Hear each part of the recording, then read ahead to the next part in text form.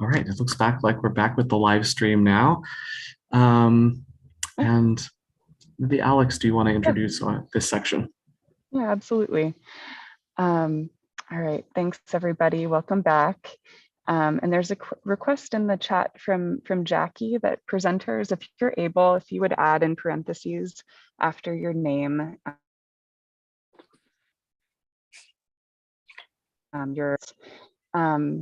but thank you so much for being here to our presenters in the next section.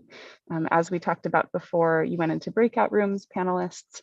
This section is an opportunity for you to hear from the City of Petaluma and the Fair Board, the 4th District Agricultural Association. So you've just had some time to reread their briefing materials. You'll get to come back to those throughout the process and generate a few questions in small groups. And now I'd like to present or introduce both sets of speakers with us today. And after I do so, we'll pass it to Lynn to just randomize. Good morning, everybody. Who goes first. Oh, Dominic. Oh, okay. I'll pass it to you in just a moment, Dominic. We're just going to introduce everybody first. So with the city, we have Peggy Flynn, Ingrid Alverde, Andrew Triple, and Eric Danley. And with the Fair Board, we have Mike Parks and Dominic Grassi. I hope I pronounced your name correctly, Dominic. Please correct me if I didn't. And Lynn, would you mind randomizing which group goes first? My favorite part. We go, this is a nice 1985 quarter right here.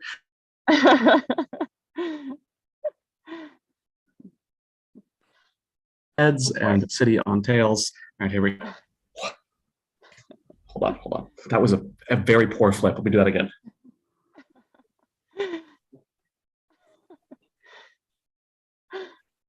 It's poor Wi-Fi too, I think. Of course, this is the time for his internet to get a little jumpy. There we go. Okay. Lynn, your internet is a little spotty. Can you repeat who got the coin flip? Tails, city. Okay. All right, thank you. So I will share screen with the city's presentation and pass it over to you all, and please take it away. Thank you, Alex. And good morning, esteemed panelists. It's so great to see your faces. We've been, I've been looking so forward to this moment, and so thrilled that we're able to, even though we're not able to be in person today, that we're able to spend a couple minutes together, and that you get to be able to ask questions as you are deliberating. So first of all, would love to introduce folks that are with me here on the panel. I'm joined by our city attorney, Eric Danley, our economic development and director of communications, Ingrid Alverde, and our planning manager, Andrew Triple. And even though we are talking about kind of the decision-making context, each of these panelists have different contexts, whether it's legal framework or planning framework or economic development framework, that may cross over into some of your questions, and you will hear from some of them later on today, but wanted to make sure you had the ability to have questions answered in case some of your questions started to go into their realm. Both Ingrid and Eric have a lot of history with the Fairgrounds property, and I am your city manager, Peggy Flynn. So before we move on, I just want to again express some deep gratitude for your active participation and time commitment to this historic moment in our city's history. Each of you are bringing your own unique perspectives and expertise and experience this conversation that will coalesce into recommendations for the council and our community to consider. So really appreciate each and every one of you participating. And next slide, please, Alex. So our goal is to have a community discussion regarding recommendations for the future of the Fairgrounds property.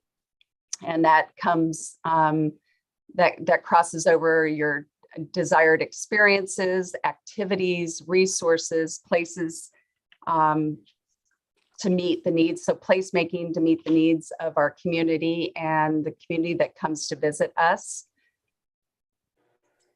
Next slide, please. And why are we here? How do we build upon what is already working on this amazing property that's owned by the city and its residents? As part of this conversation, we wanted to have a very robust public engagement process. So community input and participation is essential, and that is why we developed this process, not only to have voices that aren't typically heard in many traditional city outreach processes, but also to get a very diverse perspective that we don't typically get to hear from. Also, the current lease is expiring. The lease will be expiring in December 2023, and we want to make sure that that council has time and information to consider what the future uses of the property is. And we wanted to make sure we made time for the engagement process. And also, we currently have our general plan update underway. It's an opportunity to define the community's vision specific to the fairgrounds.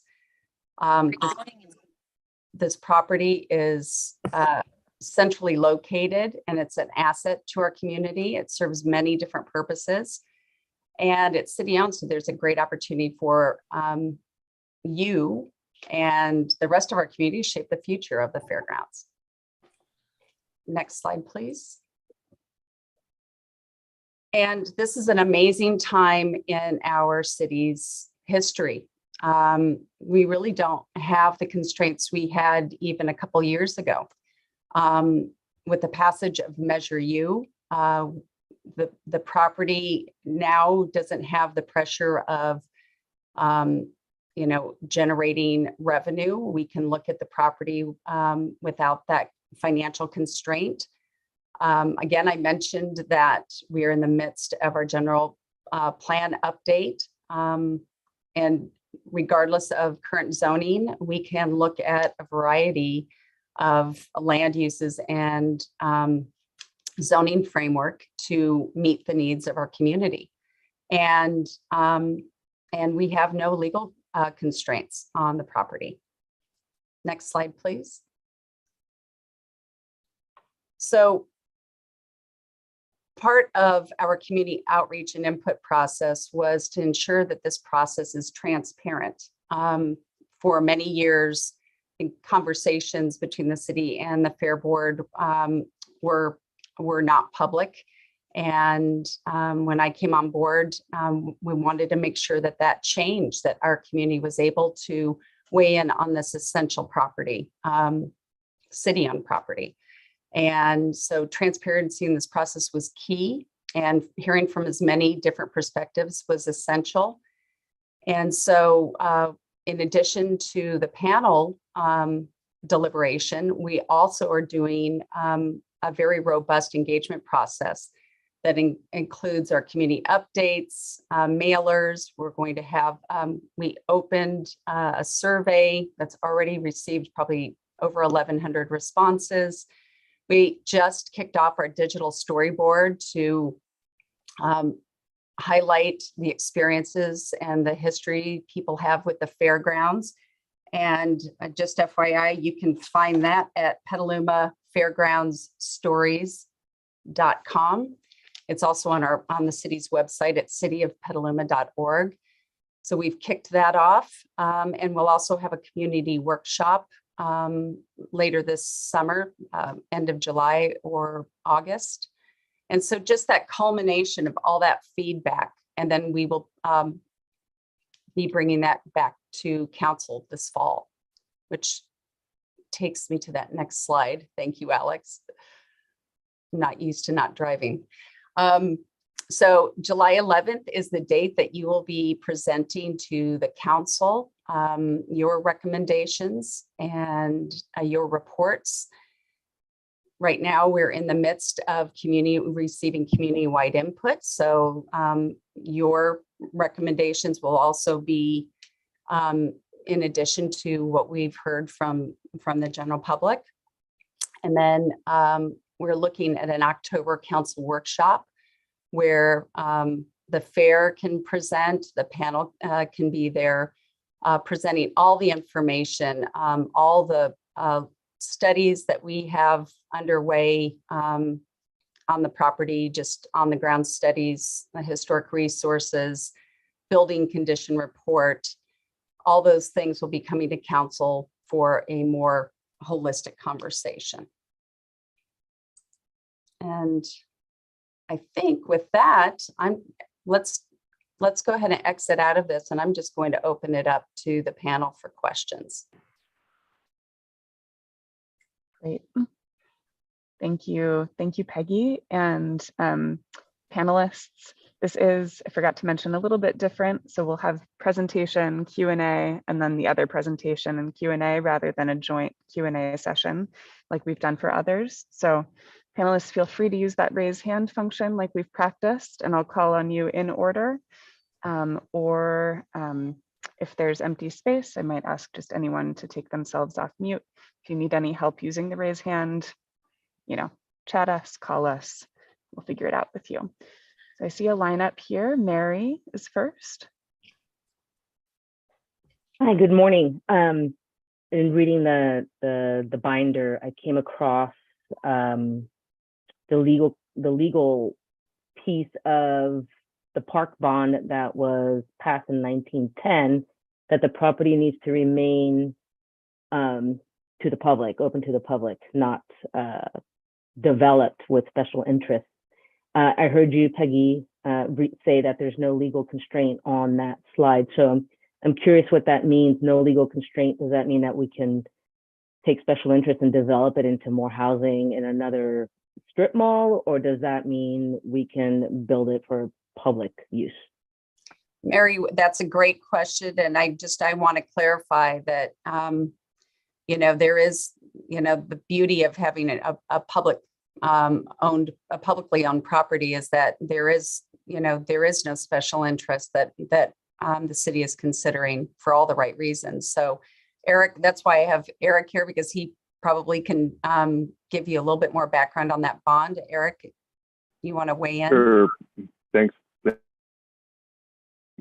Peggy. Good morning, everyone, and thanks for the question, Mary. Can you all hear me okay, hopefully? Yeah. So the as Peggy just said, I mean, no constraints means that in terms of, and I've got some slides and some remarks for later this afternoon.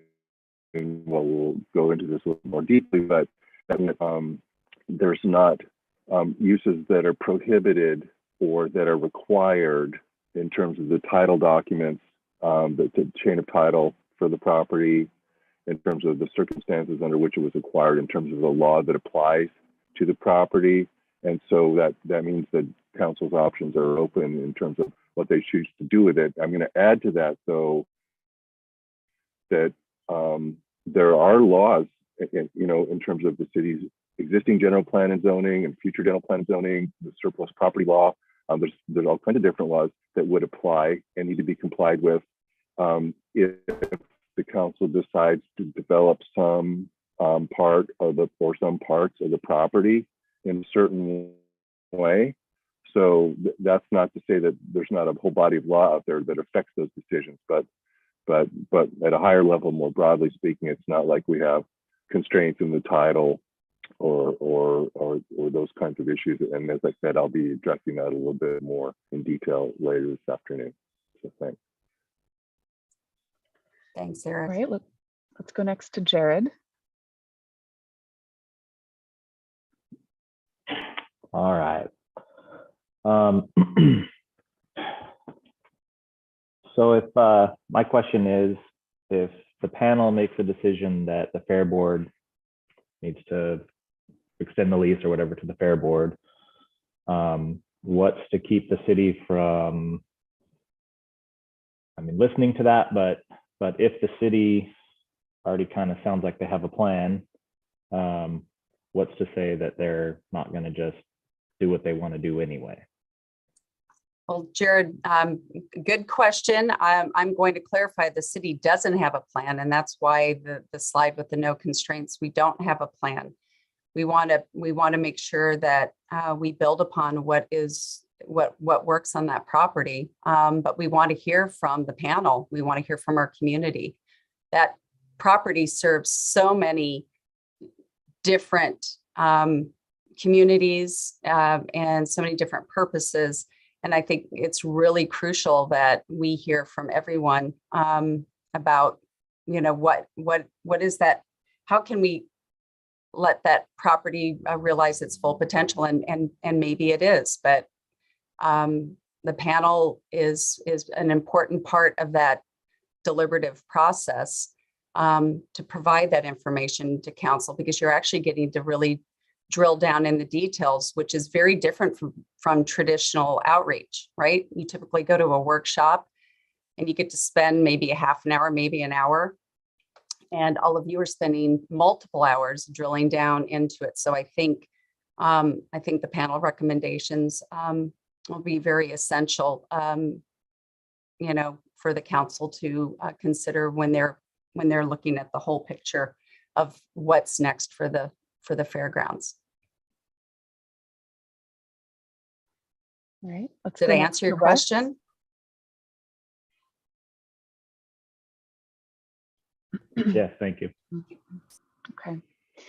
And let's go next to Wes. I see Greg, you're raising your physical hand, which is great. I'll note you in the stack after Brian, but Wes.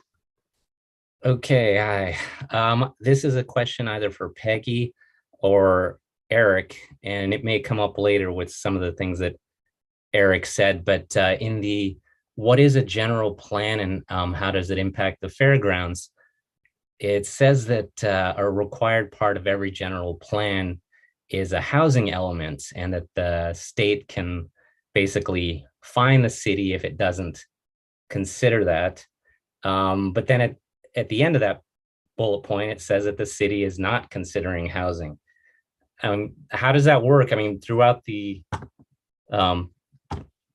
document here, it does mention housing as a possibility, but then, and that the state could fine you or the city if not, but then it says you're not considering it.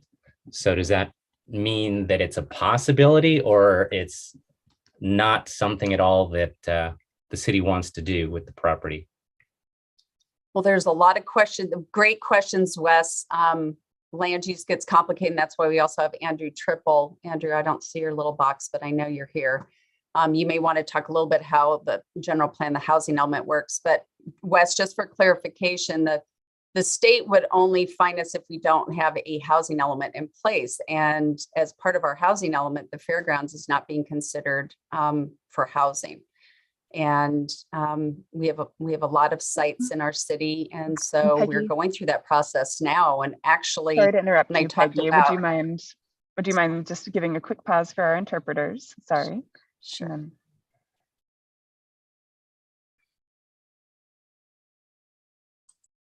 And this is a good time to remind everybody just to pause, give a little pause between every few sentences. That helps our interpretation team.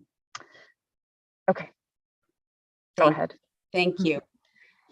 So I don't know, Andrew, if you want to add something more about the housing element portion, or Eric. Sure. We are working on the housing element at present. It's in draft mode. It will be coming to Planning Commission next Tuesday. A couple of the chapters of the housing element for initial review by Planning Commission, then by through community meetings, and then by the City Council. Those will be draft forms. Then the team will go back and revise those drafts to bring the housing element forward then to City Council. After City Council reviews, then it goes to HCD for review, Housing and Community Development at the state level. After the state reviews and says that the housing element can be adopted, then it would come back to City Council for adoption. So it's in the early stages of what will be a quite significant and important continuing development and review process. But having said that, please slow down a little bit, Andrew. okay. What we found at this point in time is that there are sufficient sites that are currently zoned to provide housing that we can meet the state requirements for our housing allocation. So we don't need to use the fairgrounds for housing in order to meet the city's housing requirement. Having said that, what the panel may find through this process is that from a neighborhood perspective, from a place in the community perspective, that some housing may be desirable at the fairground site. And should the panel make that recommendation, then the city might wish to explore that in greater detail. But at this point in time, nobody should feel that there is a housing requirement for the fairground site. Well said, Andrew. Thank you. Wes, did that answer your question? It did. Thank you very much. Perfect. And I'll just take this as an opportunity to remind everybody that we will have Eric and Andrew both giving 10-minute presentations later today, as the panel requested. So there will be additional Q&A time there. All right, we'll go next to Liz. Hi, I'm just wondering if someone can comment on the relationship that has been happening with the fairgrounds, the 4th DAA, and whether in regards to either pros or cons of the city continuing the relationship with the 4th DAA. Thanks, Elizabeth. Let me know if I'm not answering your question, but we've had a long, I think, a very productive relationship with the 4th DAA, both from a property access and management. We've worked very closely with staff to utilize the fairgrounds during emergencies, during when the entire county was evacuating to Petaluma. We work really closely with fair staff on events, as we have city events on the property. I would say that we work very closely with the fairgrounds. And as far as the DAA, I only have a few years of history being in the city. I'm a fair goer, so my husband and I go to the fair because we have animals, and so we have kids show our cows. So I'm very familiar with the fair. But from a city and a DAA perspective, we've had ongoing conversations over the years regarding the use of the property before my time and since. So I don't know if that answered your question, but. So would you say you've been satisfied with the job they've done so far? Well, I think that the property serves a lot of different uses, and they've been the caretakers of the property, and the city hasn't. So, I would say that having the fair and continue in our city has been very important to our community. It's important for our agrarian roots, recognizing our agricultural history. And the fair has been a great partner on the ground for us, when we've needed the property. So I think that works. As every relationship, it can always get better. Right, and we'll go next to Brian. And just to remind, Greg is in the lineup after that, and then Lena. And that will probably bring us to the end of this Q&A, which, since we started at about 10, will end, and we'll transfer to the Fair Board at 10:30. So to you, Brian. Thank you. This is very quick. The others questions were already answered. When will the contamination report and the building assessment be available? I think you said, but I might have missed it. No, thank you, Brian. I believe the soil, the environmental report is pretty much done.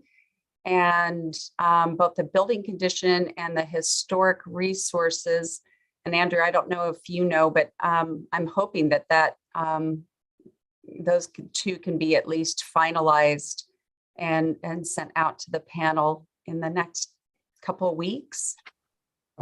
Brian, Carl Elefante will be on this afternoon's panel, and he is doing the survey of the buildings, and so he'll have the most current information for you. Thank you. Excellent. Sure. Thank you, Brian. All right, let's go to Greg. Hello. Are you seeing me? Can you hear me? Yes. Okay. Yes. Yes, Okay. we can. When we visited the fairgrounds, one thing that I noticed was a big sign that says no public access. And then I noticed all the chain link fences and everything like that. And then I was also told by the people who manage the fairgrounds that whenever they have a fair, they have to reorganize everything, shut down some buildings. And I was thinking, gosh, this is totally contradictory to public access. And then I thought the reason is because it's so disorganized the way it is right now, that if you allow the public to go there, you endanger, or you might endanger the safety of the school, and then the private businesses and all that. And then we were also told that a lot of these structures are only Band-Aid. Like some of the roofing needs to be replaced, but they had to choose that instead of the actual structure. And so, the more I thought about it, the more I realized that it's very important to have a report on whether or not these structures comply with present standards, including the racetrack. It's if it were renewed, it would be subject to noise, all kinds of environmental standards. So a lot of it's very important to have an impact report on the current structures, the way it's organized, And the environmental impact. Yeah. I'm sorry to interrupt you, Greg, but we only have a few minutes left for Q&A. I'm wondering if you could get to a question. Actually. I'm finished. Okay. Yeah. Okay. Did you have a question for the city? Yeah.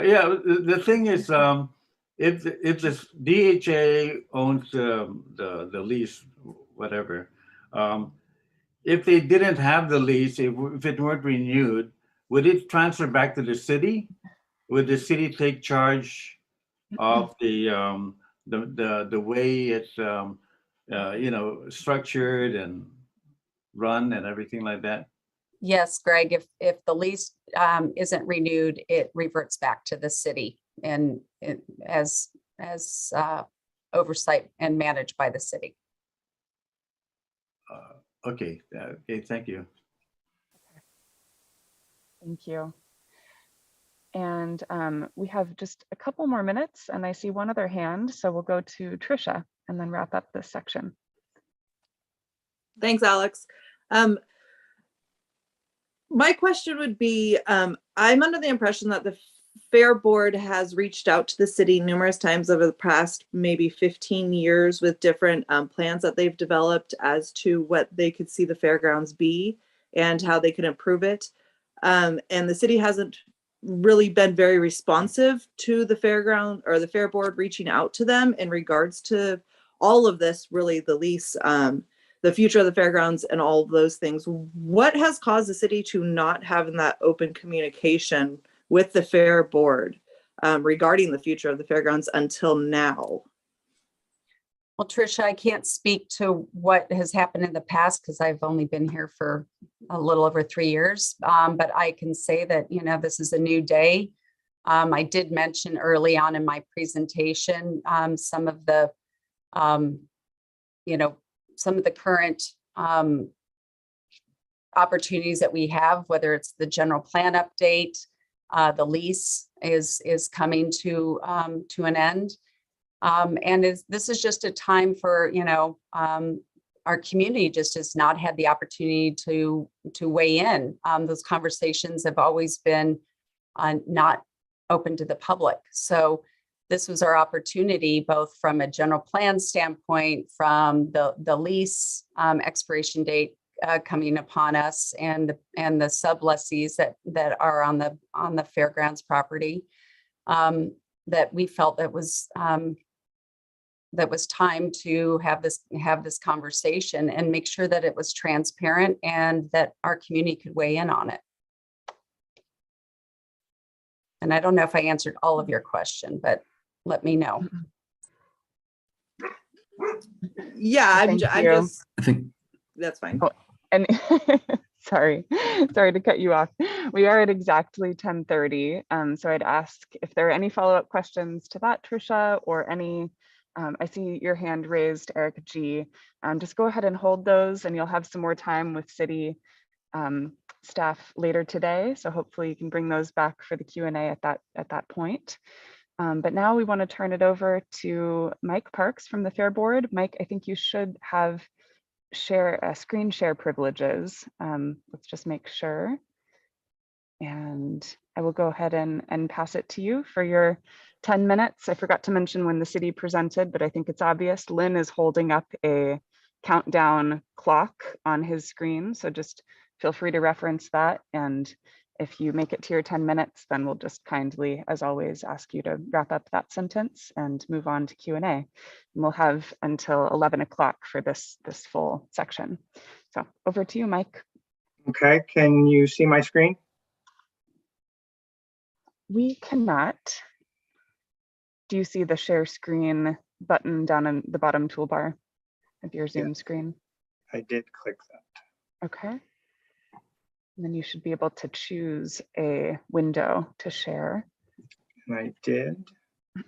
Apologize all.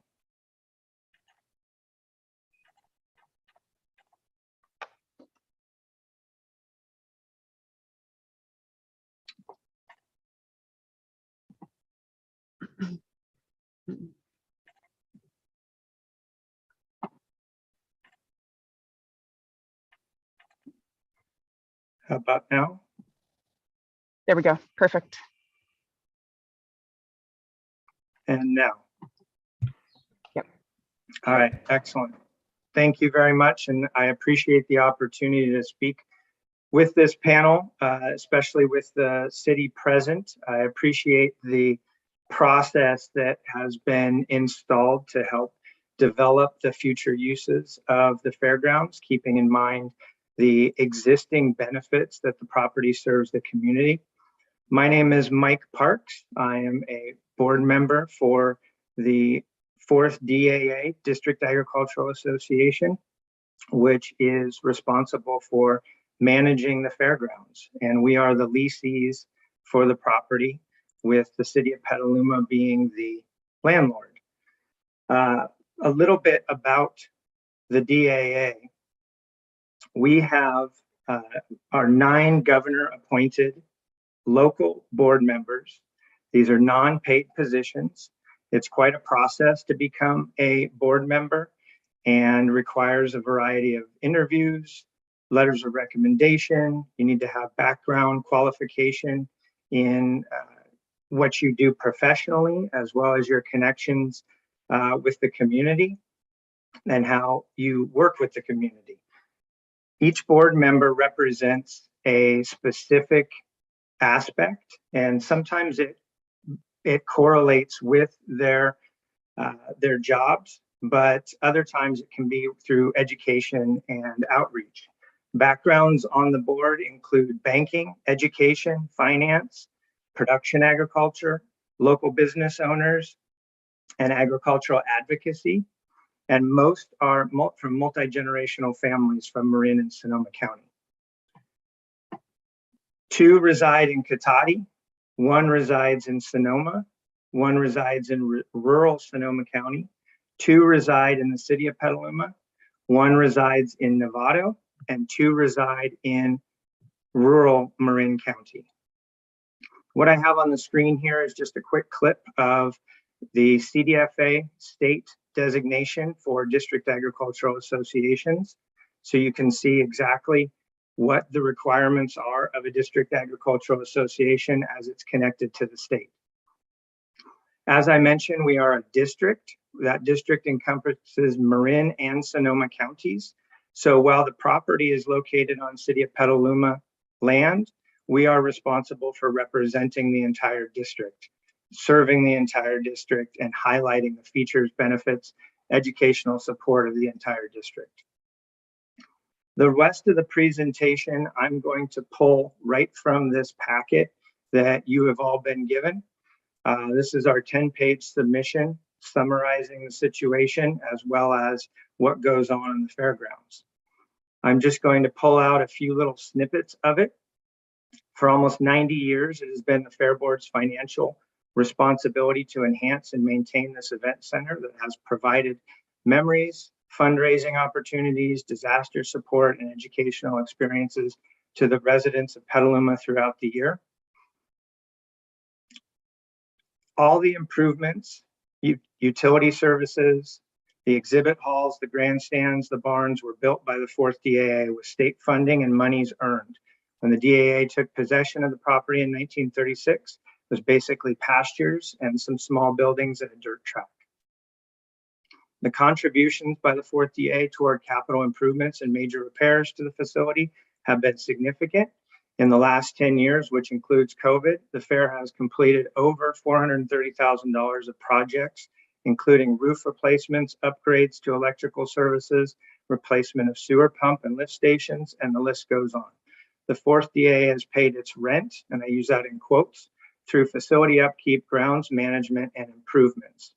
Another great example, which is not included in that $430,000, is our new front gate, which we were able to refurbish and keep the essence of the old front gate, but make it more functional, safer, and obviously much more eye-pleasing.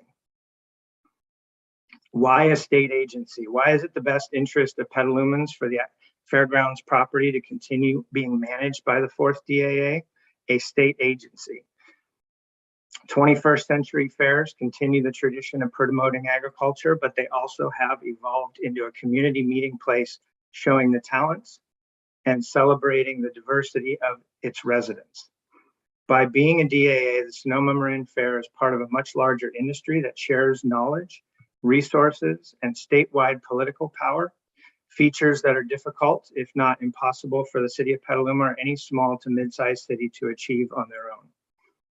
For the last 30 years, the Sonoma Marin Fairgrounds have been overlooked for capital improvement monies and unable to compete for any long-term grants or funding sources to improve the facilities because of the tug of war over control of the property between the Fair Board and the city.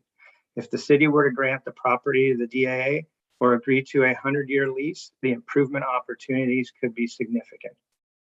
In July of 2018, the state legislators showed their support for the network of California fairs by approving AB 1499. This bill provides 0.75% of all sales tax earned annually at California fair facilities to be shared between the state's fairs.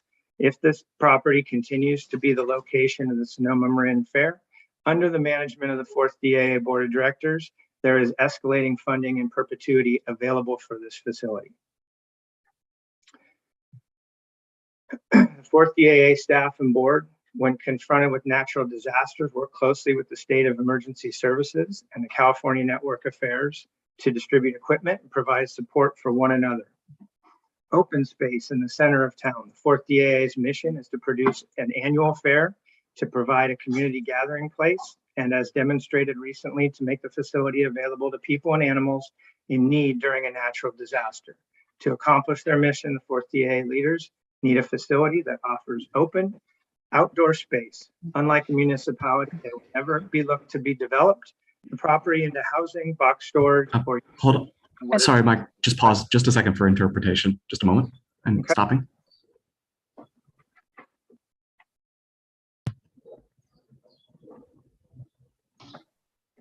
And then just a reminder, Mike, if you pause between every few sentences, Lynn will pause the timer accordingly. Okay. So go ahead. Local control. The volunteer board members of the 4th DA are appointed by the Governor of California and must reside in Marin and Sonoma counties. This leadership model offers local control with direct ties to state leaders and funding opportunities. The city manager mentioned that finances are not as big of an issue for the property. That's very good to see. But just in case you were wondering, we have an economic impact, annual economic impact adjusted for current uses of over $12 million, representing 146 jobs, which doesn't include the part-time jobs as fair time comes around, and a large chunk of business tax revenue. So it means a significant amount to the community. Another aspect I'd like to bring up was a collaboration between the city of Petaluma and the Fair Board. During COVID, we reached out, sent out 29,000 surveys. This was a very robust survey on property use. The questions and the mailing list was all collaborated between the fair and the city. A couple of the highlights: 82% indicated they do not want to see the use of the fairgrounds property change. And for those respondents that did want to see it, and I apologize, this goes outside of my view. Sorry about that, but I believe it says 56% wanted the use to stay intact, but wanted to enhance the property and increase events and activities. And then down on the bottom, you can see in red, expanded and added, concerts and festivals, ag education, community gatherings topped the list by the respondents. Okay, give a little pause, please.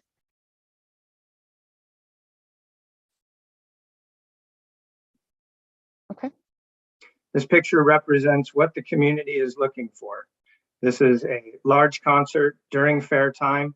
We have close to 6,000 people in this crowd watching this. This is a free concert with paid admission to the fairgrounds. And concerts like this are available in a multitude of locations on the property. And it is a unique property that, based off of what folks are saying they want, this is a unique property to offer this, along with the infrastructure to support it on a regular basis. Here are some of the other events. 350,000, excuse me, again, I'm dropped off and I cannot see the number up at the top. There's a toolbar on my screen, so I apologize. But you can see how many people annually attend events all throughout the 12 months on the fairgrounds. More than 65,000 people attend the fair itself. We are a very active, we are a very well-staffed and well-operated fairgrounds. San Francisco Bay to Petaluma for more than 60 years is the Speedway has been operating. Our schools at their height prior to COVID had over 500 students. And then I wanted to highlight events that were held when a lot of other community services were shut down during COVID. We were able to hold a variety of events to support our community, congregate, as well as provide safety and respite during evacuations. This is Right, and it looks like we're at time, Mike, so if you could just wrap up your sentence. This is an example of the drive-in movie theater that was done during COVID. I'm sorry I ran over time. I'd love an opportunity to finish it, but I'm available for questions. Great, thank you so much. All right, and if you would stop sharing your screen now. We can see each other. All right, and panelists, we'll do the same Q&A format here. And let's remember, you'll also have additional opportunities throughout the day to hear from speakers who may speak to some similar content. And let's try to phrase questions as questions, and we'll try to move through as many of you as we can. If you aren't able to find the raise hand feature, feel free to raise your physical hand and we'll try to note you in the queue. So first I see Jackie. Pardon my interrupting. Alex, am I able to respond to any of the questions that were posed with the previous section? I think let's stick with the format of questions that are here now. And I will remind everyone that you are very welcome to email questions, and we'll make sure that the answers are distributed to the full panel. So if there are questions that happen outside the space, we'll make sure those get to the group as well. So Jackie, the floor is yours. Hi. So you spoke a lot to improvements that have been done, and I know that we had heard previously about this potential grant. And I know I work in nonprofit, right? Grants have strings attached to them. So I'm curious what a long-term lease would be considered for the terms of that grant, and what other strings are attached to it. What can it be used for? What can't it be used for? As we were walking through, we did see a lot of dilapidation. I know that facilities budgets are hard to keep up with. So how much of that would go towards repairing what's already been damaged, or could?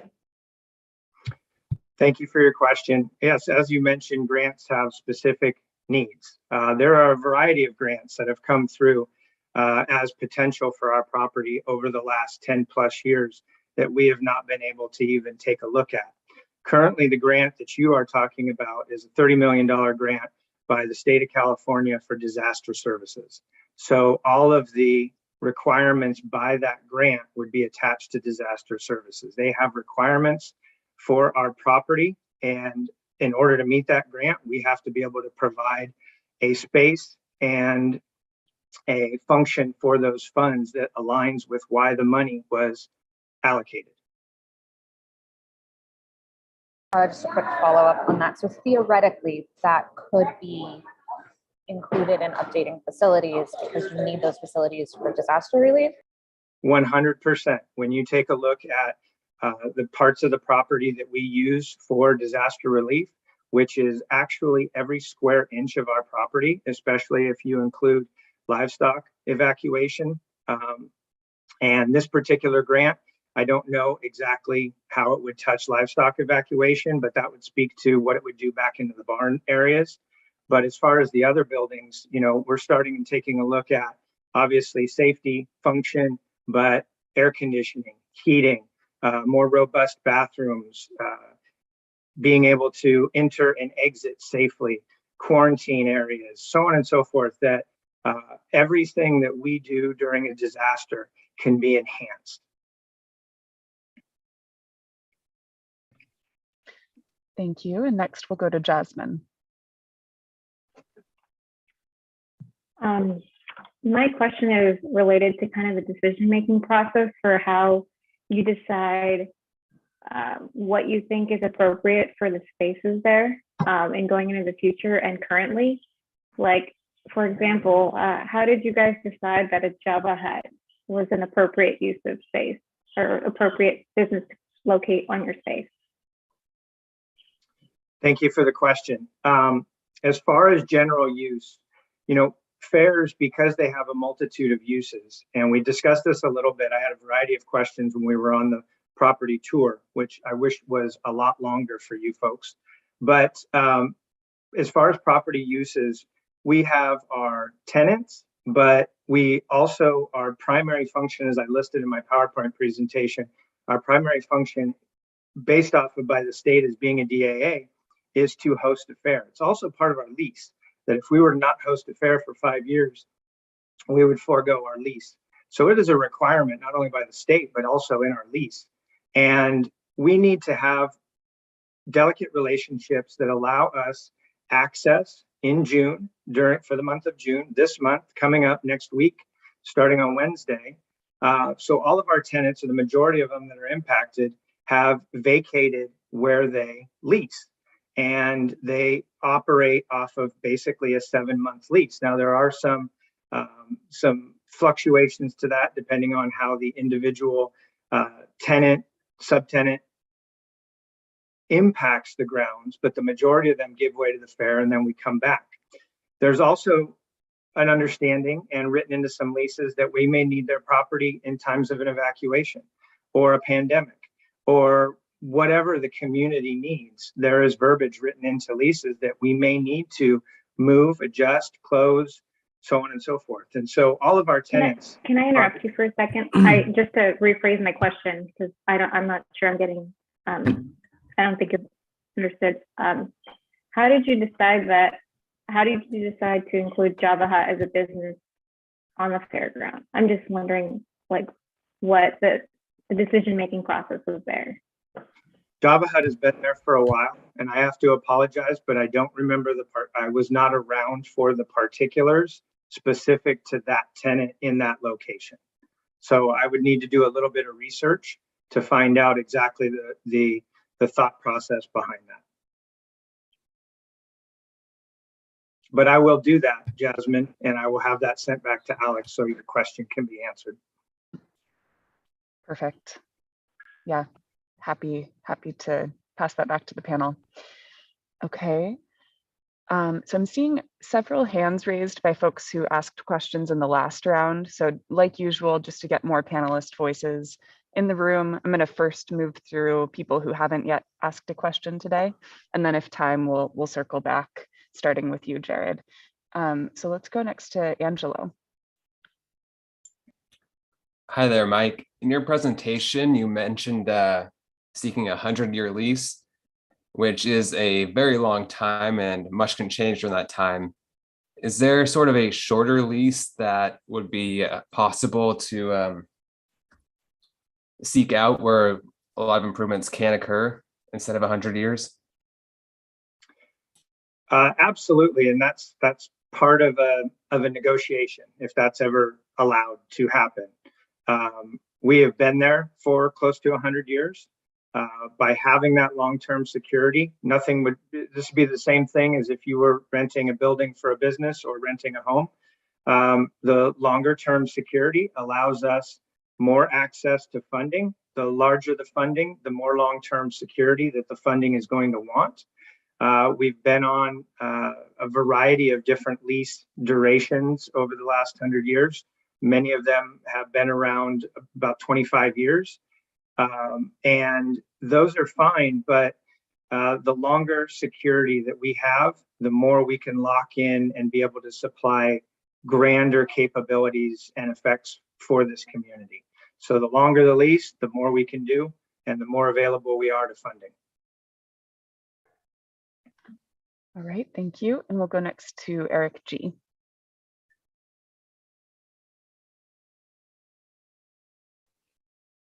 Thank you. I wanted to follow up on a question Greg was asking the city, and it has to do with, I guess, not zoning compliance, but building code compliance and things like that. If the fair retains control over that property, Fair Board, I'm assuming the existing buildings are grandfathered in. But any new building would need to be up to compliance. If it reverts back to the city, I assume everything will be out of compliance. Can you speak to that? Well, currently, the fairgrounds is still being inspected on a regular basis. We are beholden to all the same code enforcement that the rest of the city is. We do not have an exempt property. We get inspected regularly by the fire department, regularly. We get inspected from a variety of agencies. Our grandstands get inspected regularly as part of a new state requirement for festivals when they exceed a certain number of people from a grandstand. So we are not the Wild West where we are all out by ourselves. We are still required to follow the same inspections and requirements.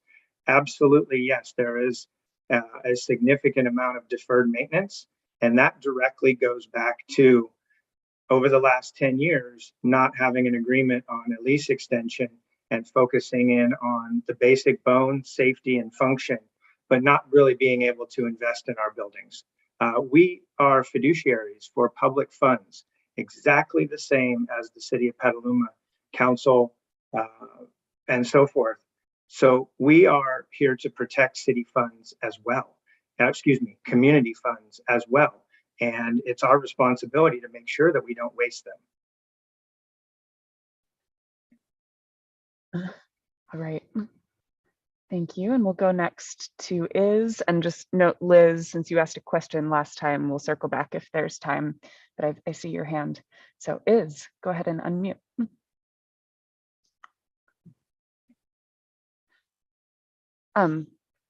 One moment, we'll have someone come help you unmute.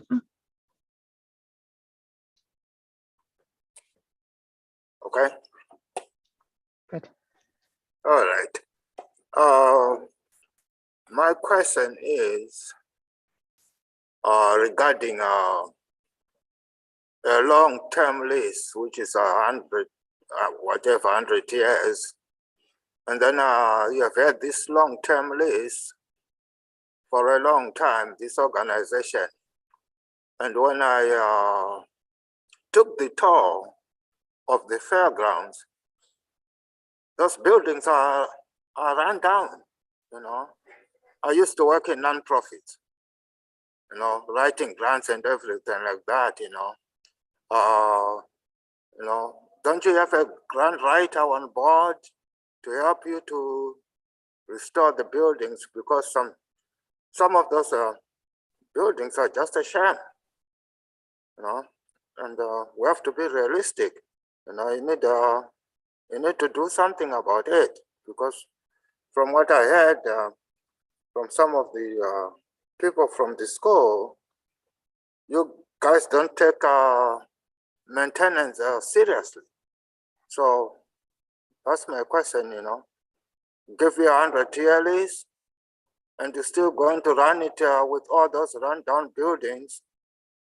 You have heard it, whatever years you have been running it, and nothing is being done, you know. Those buildings are just a sham. That's my question. Israel, I appreciate your comments and your questions. There is a significant amount of curb appeal that needs to be added. We spend, as I mentioned in my presentation, hundreds of thousands of dollars regularly in maintaining the business, the bones, function, safety. Without a long-term lease, without a secure future, we cannot take community funds to renovate buildings, to make large purchases, to garner any sort of funding without future security on the property. And you are correct. Over the last 10 years, the deferred maintenance has definitely piled up. And it is frustrating because we know we can provide more in a better fashion for the community. However, in order to allocate those funds, which we have to an extent, as well as we are candidates to receive additional funds, everything starts with having a secure future. And we have to have a secure future in order to reinvest back into the property. We do a tremendous amount of replacement. I showed you a picture of the front gate. We have put on 2 roofs. We have put in new 8-track and new electrical systems. We have put in water, sewer. Again, all the things in a normal situation a landlord would be responsible for, but we have added all that to the property to make sure that it functions safely. Thank you. Thank you. Thank you. And I see, Wes, you asked a question last time, so let's go to Patty. Hi, can you hear me? I have a question about the survey that was sent out that was 29,000 and only 1,400 replied. Is there a reason that you did such a small number? That's not very much of the population that received the survey. That was our full communication list. as far as sending it out, and then we collaborated with the city, and they provided a list on their side, and we put them together. So for that survey itself, it certainly could be more robust, but it's the largest one that's been done thus far. And we did that in collaboration. And the respondent percentage is actually quite good for a public survey.